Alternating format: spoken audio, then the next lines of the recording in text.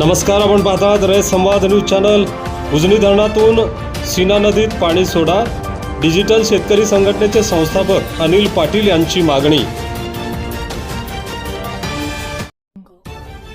उजनी धरणातून पाणी सीना नदीत व कॅनलला सोडावे अशी मागणी डिजिटल शेतकरी संघटनेचे संस्थापक अध्यक्ष अनिल आबाजी पाटील यांनी केली आहे।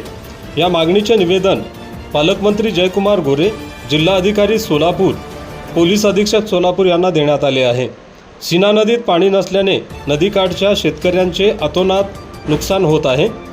पाण्याअभावी शेतीमधील पिके जळून जात आहेत। सीना नदीकाठच्या शेतकऱ्यांसाठी उजनी धरणातून पाणी सोडावे याबाबत पालकमंत्री, खासदार, आमदार यांनी पुढाकार घ्यावा, अन्यथा दिनांक 20 जुलै रोजी उजनी धरणात उडी मारून आंदोलन करणार असल्याचा इशारा अनिल पाटील यांनी दिला आहे।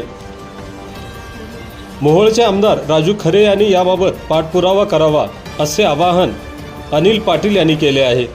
रयत संवादसाठी रमेश सुरवसे, सोलापूर। आपल्या परिसरातील बातम्या पाहण्यासाठी रयत संवाद न्यूज चॅनलला सबस्क्राईब करा, शेअर करा, लाईक करा।